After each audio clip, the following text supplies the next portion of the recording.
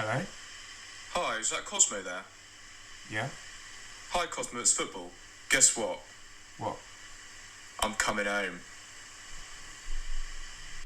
No, I don't know what that intro was about either. Welcome back. It's another match reaction. England 4, Ukraine 0.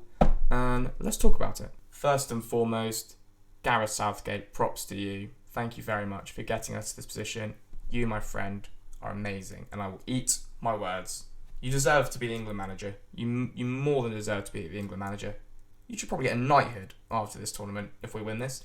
And let's hope you do. So we started the game off, and within 5 minutes, we were already 1-0 up, and it was just too easy. Raheem Sterling into Harry Kane, into the bottom corner, and from then on, in the first half, completely coasting. We really didn't press much in the first half. We didn't, pressure them or anything. We just sort of kept the ball, passing it round.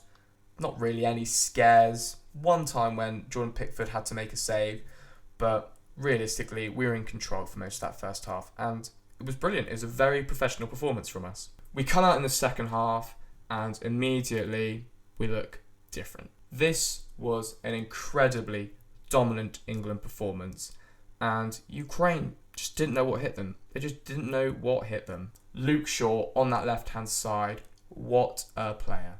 2 assists in that second half. 1 for Harry Maguire on his big forehead, and 1 for Harry Kane on his big forehead. And that's what we want to see. We want to see the 2 Harrys scoring headers. And then finally, the 4th goal, we get a corner courtesy of a really good shot from Harry Kane, actually, stinging the palms of the goalkeeper. Mason Mount whips the ball in, and Jordan Henderson is on hand to score his first England goal after, I think it's about 62 appearances. And better late than never, Jordan. What a time to get it. And you could tell how happy he was, and it was brilliant. From then on, controlled the game, super easy. The vibes were immaculate. We are through to the semi-finals against Denmark. Now, I want to just talk about something that Gareth did after the game. In the interviews, he was probed about the game, talking about what went well, certain players playing well, and instead of trying to hone in on great individual performances, he talked about those that perhaps didn't get the game time within that game, and he talked very highly of them. And I think that's testament to his character at the moment. He's beyond just a tactical manager. He is an immaculate man manager, and that is what England have needed for years. Gareth Southgate has instilled this togetherness mentality within the squad, and that is what England have been missing. And I'll tell you why. If you look back at our squad sort of 10, 15 years ago, our squad then, I'm still going to argue, is better than our squad now. We had Gerrard, Lampard, Scholes, Owen, Rooney, Terry, Ferdinand, Neville, Ashley Cole, Beckham. We had an array of talent, our so-called golden generation. And that so-called golden generation, they failed. They failed, didn't they? They didn't win anything, and in some cases they didn't even qualify for the tournaments. Now, as to why they failed, despite being individually insane players, you only have to look to interviews that players like Gerrard, Ferdinand, Lampard, Scholes, Neville have all given, and they've all said the same thing. They didn't talk to each other in the camp. They put their club allegiances before their international allegiances, and therefore there was no sort of togetherness. There's no sort of team. It was just a bunch of individuals thrown on a pitch, not talking to each other, not really getting on with each other in the camp, with no sort of cohesion, no sort of team play, nothing. And as a result, we won nothing. You contrast that to what Gareth has done. You look at Sterling, Rashford, Saka, Bellingham, Henderson, Foden, Grealish, Shaw, Maguire, all these players, Rice, Mount, Phillips, I could name all of them, every single one of them. They're all just mates with each other. They all have total respect for each other, total and utter admiration. And it's like they forget that one of them plays for Man United, one of them plays for Man City, one of them plays for Liverpool, one of them plays for Chelsea. They don't care about that. The club allegiances go out the window, as they should in an international tournament. and instead they are one team, and that team is England, and that team is going to win Euro 2020.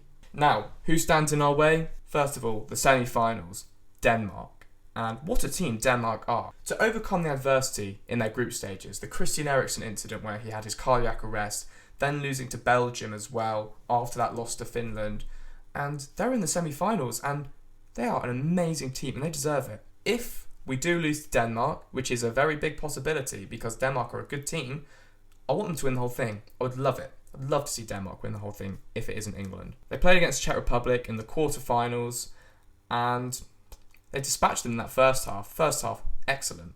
Second half, shaky. They really did slow down in the second half and the game became a bit of a slog, as Clive Tildesley said on commentary. That could play into England's hands because I do believe I saw a stat where I saw that Denmark had actually won their last 17 first halves, or they're unbeaten in their last 17 first halves. But when it comes to the second half and you look at our bench in comparison to Denmark's bench, our bench is considerably more strong.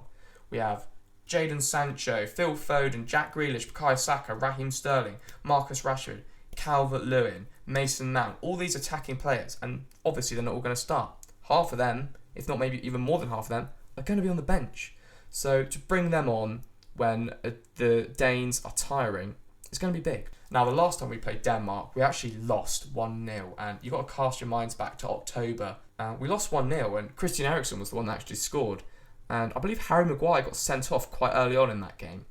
And I think Reece James got sent off as well, if I'm correct in saying it. I seem to remember 2 sendings off. Now, if we do get beyond Denmark, which is a big if, I'm not discounting them at all, we will play either Italy or Spain. And I'm very much fearing Italy. They're unbeaten in the last 31, 32 games or so. They dispatched Belgium like they were no one. And Belgium are no joke. Belgium are a brilliant side. And Italy were just dominant for the first half especially. Now, the advantage that England do have is the semi-final and the final all at Wembley.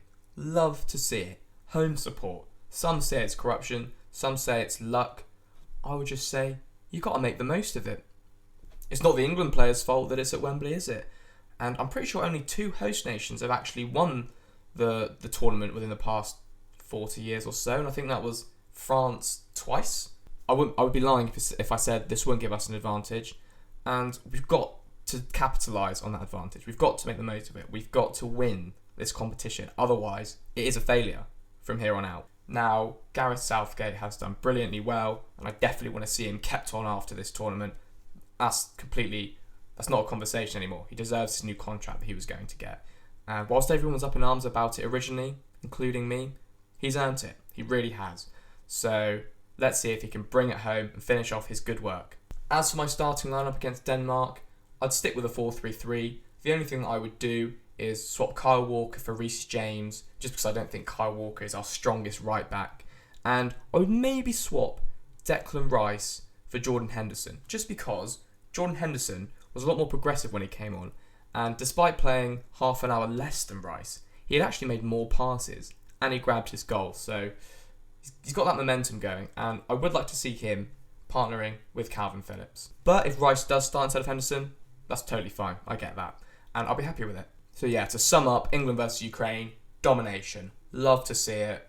There's nothing I can say that hasn't already been said. Well done, Gareth, well done the boys, and bring on Denmark. My score predictions for us against Denmark? Well, we haven't conceded in the tournament yet, and I'm still going to maintain that we won't concede against Denmark. I'm going to go for England 2, Denmark 0. As for the goal scorers, I'm going to go for Harry Kane, and you know what? I'm going to go for Jack Grealish. I think he's going to come on and score. Can I just say that we just beat Ukraine 4-0 and we didn't even include Jack Grealish, the player that everyone, including me, is screaming out for. That just shows the quality and the depth that we have.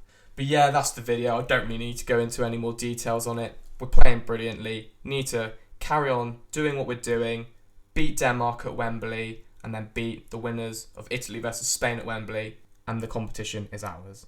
But anyway, if you have enjoyed the video, please leave a like. Comment down below your score predictions for England versus Denmark, who you would start, who you would drop, etc, etc, etc. Make sure you subscribe if you haven't, and yeah, I will see you for another video soon.